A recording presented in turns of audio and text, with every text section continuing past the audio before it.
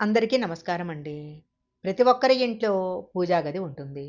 పూజా గదిలో అనేక విగ్రహాలను పెట్టి ఉదయము, సాయంత్రము దీపారాధన చేసి పూజ చేస్తూ ఉంటారు. అయితే పూజా గదిలో ఒక 4 విగ్రహాలను మాత్రము ఎట్టి పరిస్థితిలో పెట్టకూడదు. పూజా గదిలో పెట్టకూడని 4 విగ్రహాలేంటో ఇప్పుడు మనం తెలుసుకుందాము. ప్రతి ఒక్కరి ఇంట్లో పూజా గదిలో రకరకాల దేవుళ్ళు, దేవతల విగ్రహాలు, ఫోటోలు ఉంచుతారు. మతపరమైన పుస్తకాలు కూడా పెడతారు. కొన్ని విగ్రహాలను దేవుడి గదిలో ఉంచినట్లయితే ఇంట్లో ప్రతికూల ప్రభావం ఏర్పడుతుంది. పూజా గదిలో పెట్టకూడని విగ్రహము భైరవనాథుడు. భైరవనాథుడు శివుని యొక్క ఉగ్ర అవతారంగా పరిగణిస్తారు. ఈ శివరూపాన్ని కాలభైరవ అని కూడా అంటారు.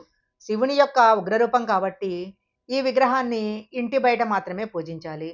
దేవుని గదిలో కాలభైరవ విగ్రహాన్ని ఉంచకూడదు. మహంకాళిని పార్వతీదేవి యొక్క ఉగ్రరూపంగా పరిగణిస్తారు. మహాకాళి పార్వతీదేవి యొక్క అత్యంత భయంకరమైన రూపము. దేవుని గదిలో కాళీమాత విగ్రహాన్ని కానీ ఫోటోను కానీ ఉంచి పూజిస్తే ఇంట్లో జీవితంలో ప్రతికూలత ఎక్కువ అవుతుంది. ఇంట్లో అశాంతి పెరుగుతుంది. ఇంట్లో సుఖశాంతులు కలగాలంటే దేవుని గదిలో కాళీమాత ఫోటోను పెట్టకూడదు.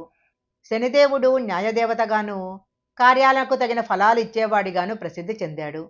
శనిదేవుని దుష్టదృష్టి వలన ఎవరైనా సరే ఇబ్బందుల్లో పడతారని జ్యోతిష శాస్త్రంలో చెప్పబడింది.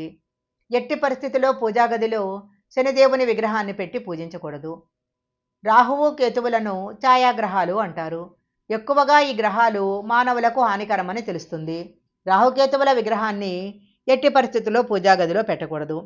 రాహుకేతువులను ఇంటి బయట మాత్రమే పూజించాలి. పూజా గదిలో ఉగ్రరూపంలో ఉన్న దేవుడి ఫోటోలను, కోపంతో చూస్తున్న దేవుడి ఫోటోలను పెట్టకూడదు. పూజా గదిలో చనిపోయిన వారి యొక్క ఫోటోలను ఎట్టి పరిస్థితిలో పెట్టకూడదు. చినిగిపోయిన ఫోటోలు, అలాగే విరిగిపోయిన విగ్రహాలు పూజా గదిలో ఉండకూడదు.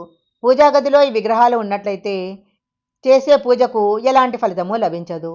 పూజా గదిలో వాడిపోయిన పువ్వులు ఉన్నట్లయితే నెగటివ్ ఎనర్జీ పెరుగుతుంది. దేవుడిని పూజించిన పూలను ఎప్పటికప్పుడు తీసేస్తూ ఉండాలి.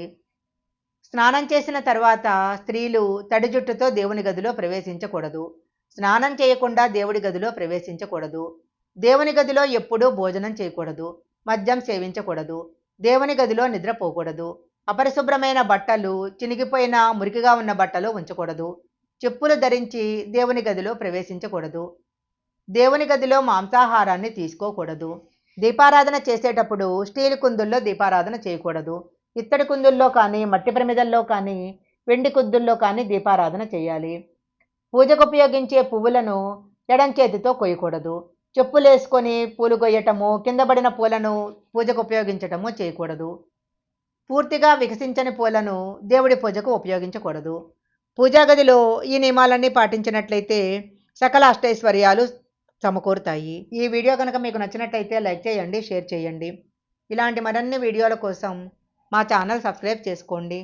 పక్కనే ఉన్న బెల్ ఐకాన్ యాక్టివేషన్ చేసుకుంటే మేము పెట్టే వీడియోలన్నీ కూడా మీకు ముందుగానే నోటిఫికేషన్గా వస్తాయి. మరొక మంచి వీడియోతో మళ్ళీ కలుసుకుందాం.